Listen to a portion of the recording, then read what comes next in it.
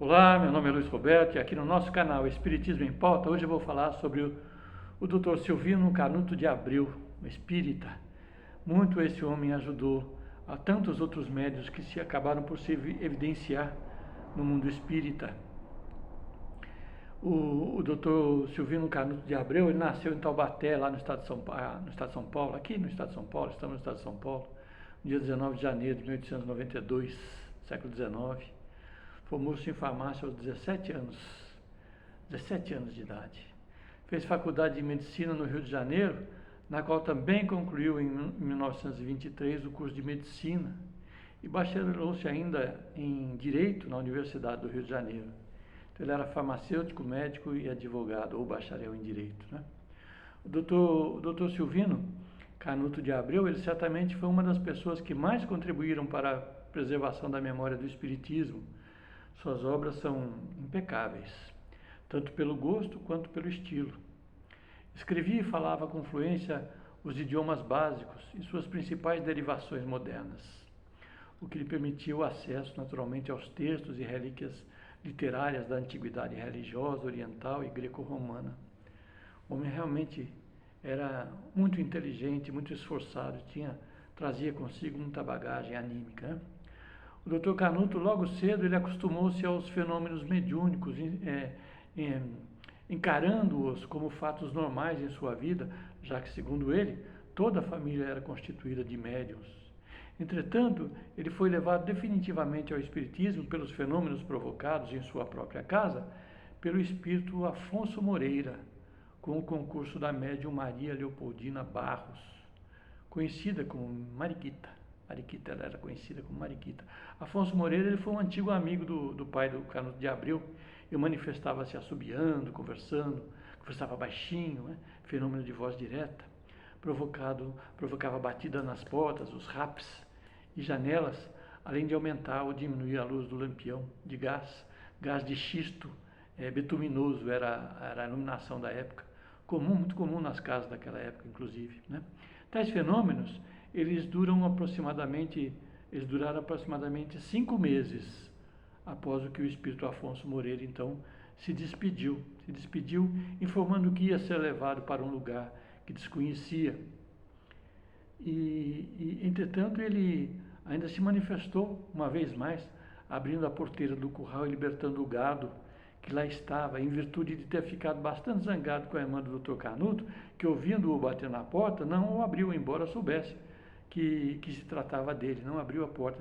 Aí a gente vê que era um espírito bastante materializado não, bastante inferior, né? Bastante ligado às condições físicas, e ele queria que abrisse a porta para ele entrar, quando na verdade o espírito não precisa que se abra a porta para que ele entre. Então ele ficou zangado, foi lá, abriu a porta do curral, soltou todo o gado em represália à irmã do Dr. Canuto, né? O Dr. Canuto ele possuía vasta cultura e sua biblioteca especializada em metapsíquica e parapsicologia e assuntos correlatos, ela era composta por mais de 10.000 volumes. Isso é um atestado veemente, naturalmente, da sua cultura e interesse pelo assunto.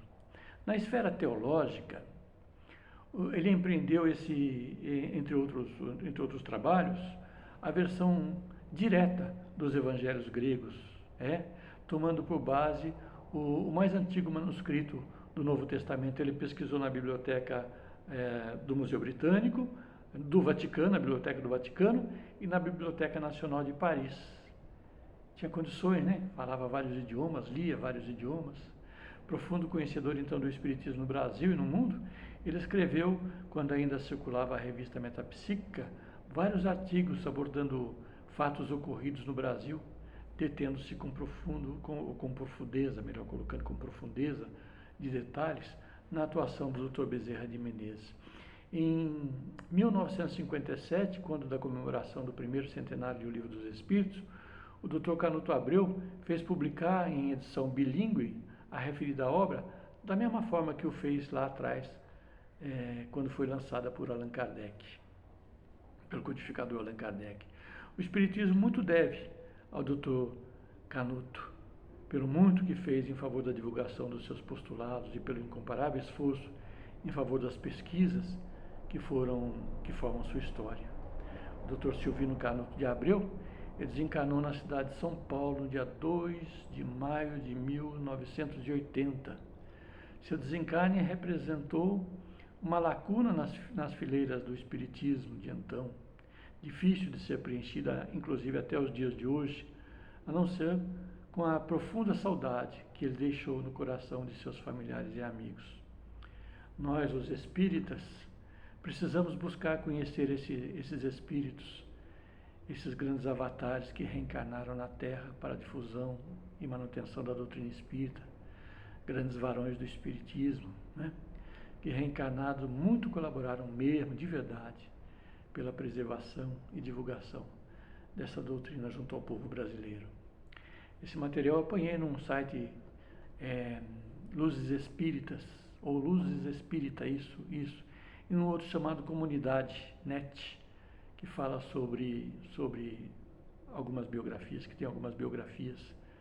É fácil achar esse material, só escrever lá, Canuto de Abreu, ou Silvino Canuto de Abreu, você vai encontrar um bocado de coisa, muita coisa mesmo, sobre o que fez o nosso Canuto de Abreu.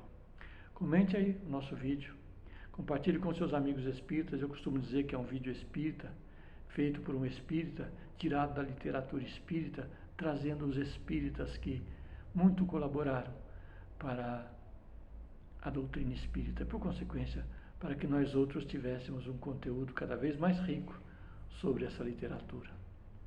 E vamos adiante.